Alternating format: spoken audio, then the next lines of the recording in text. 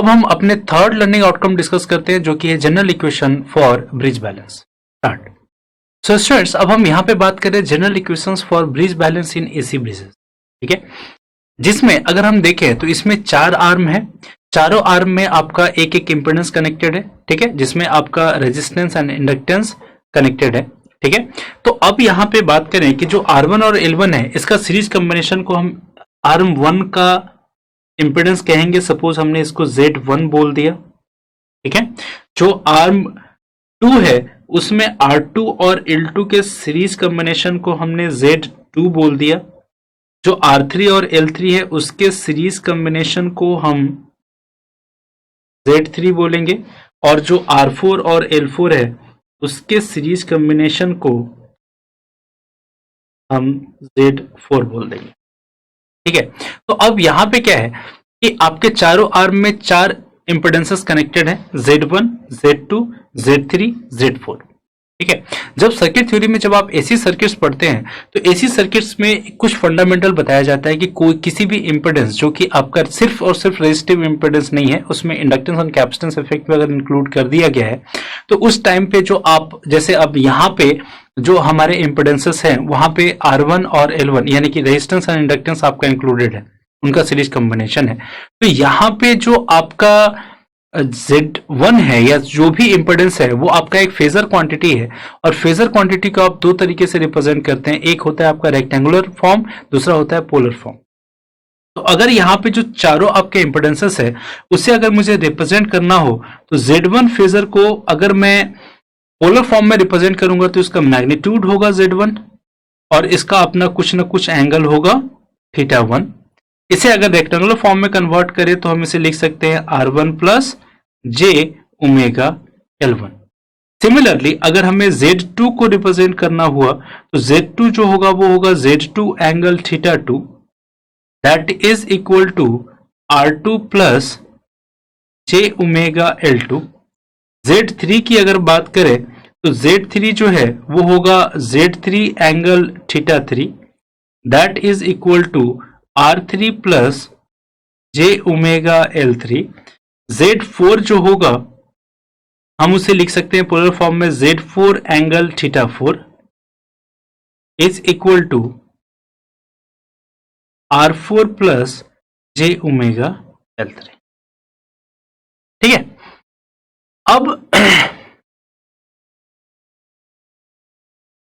अब अगर हम यहां पे बात करते हैं कि जो भी आपका यहां पे ब्रिज है उसमें जो भी हमने इंपेडेंसेस यूज करे हैं 4, उनको पोलर फॉर्म में हम कैसे रिप्रेजेंट कर सकते हैं, उनको रेक्टेंगुलर फॉर्म में कैसे रिप्रेजेंट, पहली चीज। दूसरी चीज, यहां पे अगर हमारा ब्रिज बैलेंस्ड है तो जो डिटेक्टर से करंट पास होगा वो 0 होगा, है ना। तो अगर ब्रिज बैलेंस्ड है तो डिटेक्टर से जो करंट पास होगा वो 0 होगा। तो उस कंडीशन में अगर हम बात करें, अगर ये नोड A है, ये नोड B है, ये नोड C है, ये नोड D है, तो जो potential at B is equal to potential at D होगा, है ना। तो हम यहां पे लिखेंगे कि इफ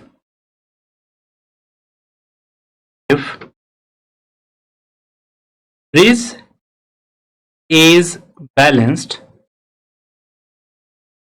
अगर हमारा ब्रिज बैलेंस्ड है तो हम ये बोल सकते हैं ना कि वोल्टेज या potential at B is equal to potential at D, first thing. Second, हम ये बोलेंगे कि यहां पे जो आपका Z1 के क्रॉस जो वोल्टेज है वो V1 है, Z2 के अक्रॉस जो वोल्टेज है वो V2 है, Z3 के अक्रॉस जो वोल्टेज है वो V3 है, और Z4 के अक्रॉस जो वोल्टेज है वो V4 है। ठीक है, तो अब अगर आपका ब्रिज बैलेंस्ड है और potential at B is equal to potential at D है, तो हम यहां पे कह सकते हैं ना कि जो आपका V1 होगा that will be equal to V2 होना चाहिए, साथ ही साथ जो V3 है that will be equal to V4। अब हम यहां देखें कि अगर V1 इक्वल टू V2 है फर्स्ट थिंग। सेकेंड कि आपके डिटेक्टर से अगर करंट 0 पास हो रहा है तो उस टाइम जो इंपेडेंस Z1 और Z3 ये दोनों के दोनों सीरीज कॉम्बिनेशन में है, Z2 और Z4 है ये दोनों सीरीज कॉम्बिनेशन में है, इन दोनों के सीरीज कॉम्बिनेशन का पैरेलल कॉम्बिनेशन है जो कि आपके सोर्स के भी पैरेलल है। तो उस कंडीशन में अगर Z1 के अक्रॉस का वोल्टेज निकालना होगा तो हम सिंपल यहाँ पे वोल्टेज डिवीजन रूल लगा सकते हैं, और वोल्टेज डिवीजन रूल लगाएंगे तो V जो आपका, अगर हम मान के यहाँ पे चलते हैं कि अगर V1 is equal to V2, तो V1 निकालने के लिए हम क्या करेंगे,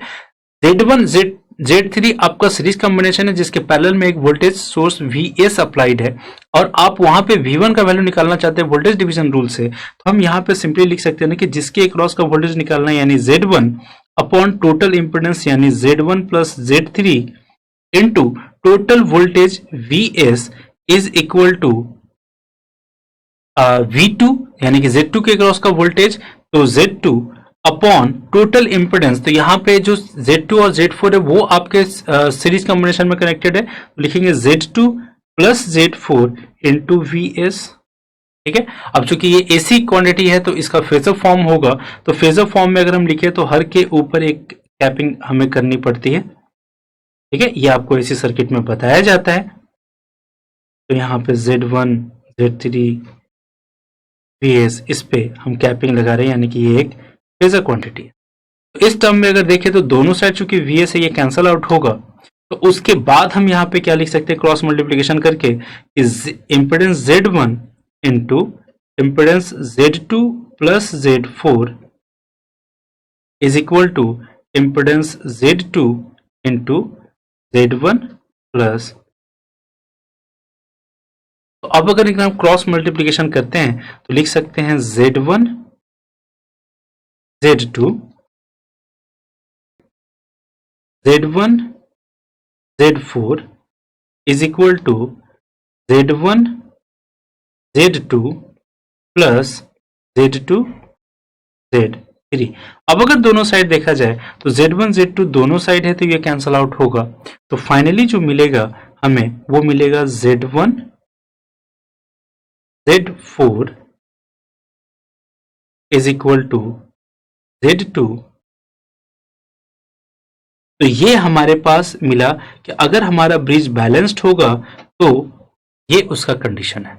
कि Z1 इंटू Z4 यानी क्रॉस आर्म इंपेडेंसेस का जो मल्टीप्लीकेशन होगा वो इक्वल होगा। तो Z1 के सामने Z4 है तो Z1 into Z4 is equal to Z2 के सामने Z3 है तो Z2 इंटू Z3। ठीक है, तो ये जो क्रॉस आर्म इंपेडेंसेस है वो आपका इक्वल होगा अगर आपका ब्रिज बैलेंस्ड होगा। अब अगर हम आगे बात करें तो यहां पे जो हमें एक्सप्रेशन मिल रहा है वो मिल रहा है Z1 into Z4 is equal to Z2 into Z3। अब चूंकि ये जो दोनों आपका जो LHS और RHS है ये आपका फेजर फॉर्म में लिखा हुआ है, यानी इंपेडेंसेस आपके फेजर फॉर्म में है, और जो अगर इंपेडेंसेस आपके फेजर फॉर्म में है तो उसको आप या तो पोलर फॉर्म में लिख सकते हैं या तो रेक्टेंगुलर फॉर्म में लिख सकते हैं। तो अगर हमने पोलर फॉर्म में अगर इसे लिखा तो हम यहाँ पे क्या कर सकते हैं, Z1 को अगर पोलर फॉर्म में लिखेंगे तो एम्पलीट्यूड इसका होगा Z1, एंगल होगा θ1 इंटू Z4 के लिए Z4 angle θ4 is equal to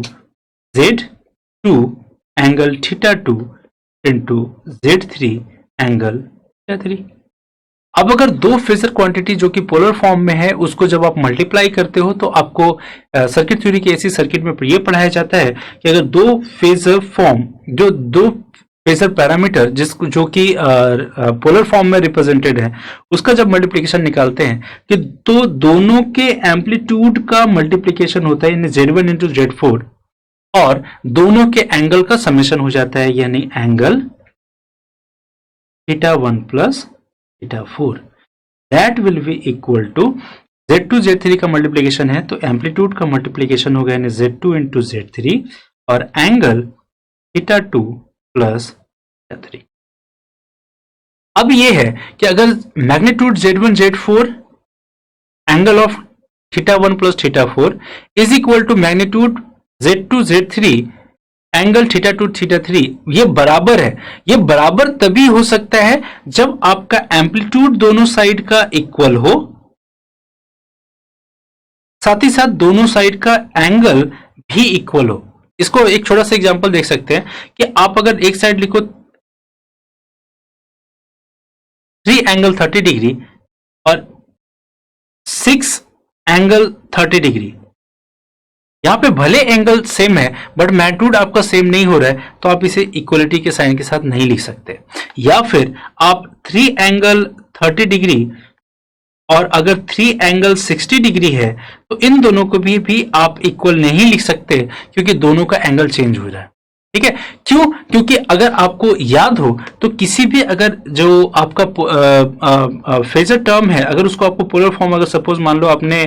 are और थीटा में रिप्रेजेंट किया, that is equal to X plus J I, ये आपका रेक्टेंगुलर फॉर्म है। तो पोलर फॉर्म से रेक्टेंगुलर फॉर्म में कन्वर्ट करने के लिए आपको फॉर्मूला क्या बताते हैं कि एक्स इज इक्वल टू हो जाता है आर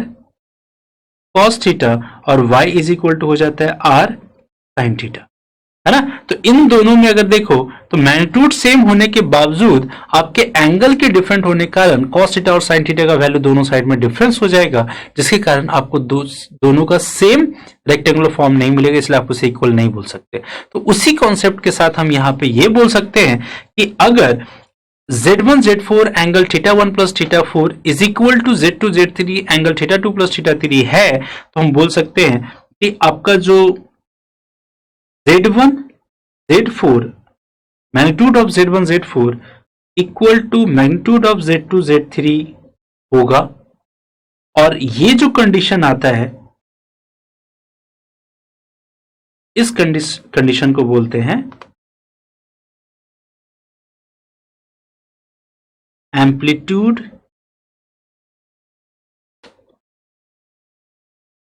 कंडीशन फॉर, ठीक है। और जो एंगल यहां पे इक्वल होगा जो कि है theta 1 plus theta 4 is equal to theta 2 plus theta 3, तो बोलते हैं angle condition for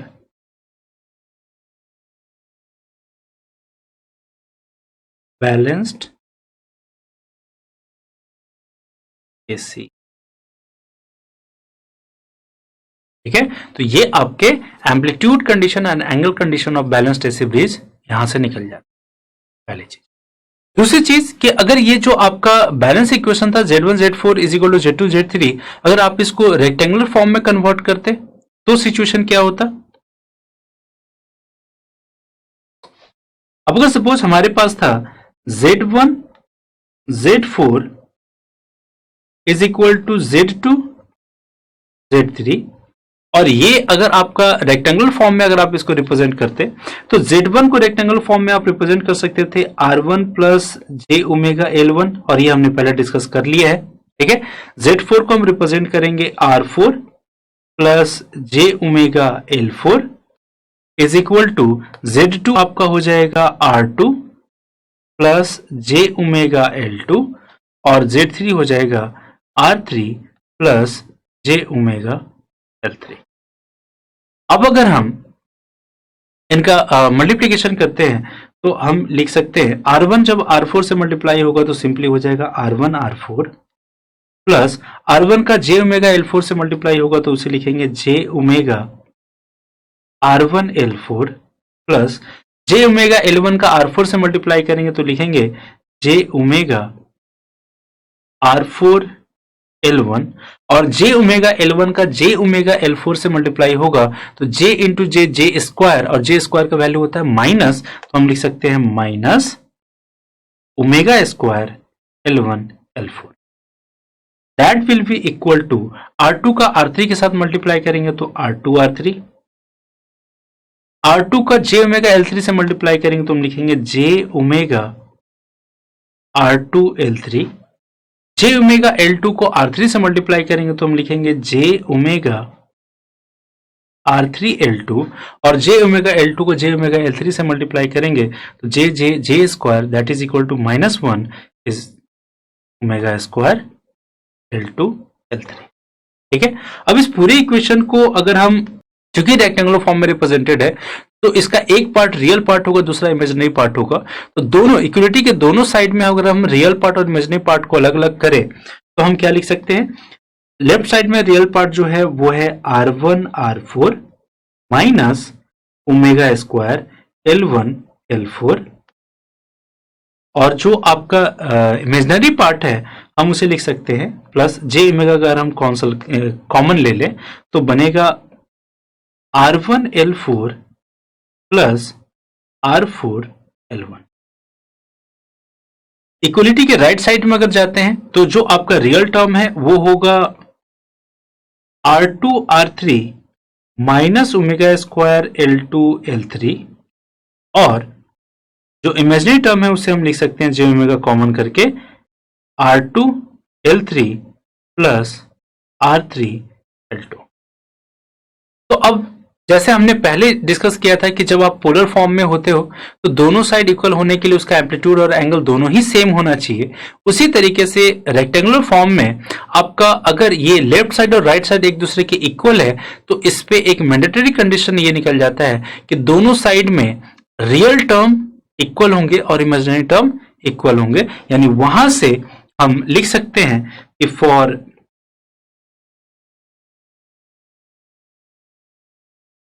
bridge balance condition, for bridge balance condition आपका जो इक्वेशन बनेगा वो बनेगा R1 R4 minus omega square L1 L4 should be equal to R2 R3 minus omega square L2 L3। ठीक है, ये आपका फर्स्ट कंडीशन बन जाता है जिसको आप रियल पार्ट कंडीशन बोल सकते हैं, या फिर जनरली आप इसको नाम कोई नहीं देते, बट ये आपका रियल जो पार्ट है दोनों साइड का वो इक्वल हो जाता है। दूसरा हम बोल सकते हैं जो इमेजिनरी पार्ट है, अगर दोनों साइड के इमेजिनरी पार्ट को अगर हम इक्वल करें तो देखो दोनों में जे ओमेगा कॉमन है, जे ओमेगा कैंसल आउट होगा। तो दूसरा जो इक्वेशन बनेगा वो बनेगा R1 L4 plus R4 L1 is equal to R2 L3 plus R3 L2, और ये इक्वेशन 2 बनेगा। तो ये रेक्टेंगुलर फॉर्म में आपके ब्रिज के बैलेंस होने का कंडीशन है जब दोनों साइड में रियल टर्म और इमेजिनरी टर्म इक्वल होंगे। So students, we have achieved the third learning outcome, that is general equation for bridge balance, and I hope that you have understood it very well. So let's have a knowledge check.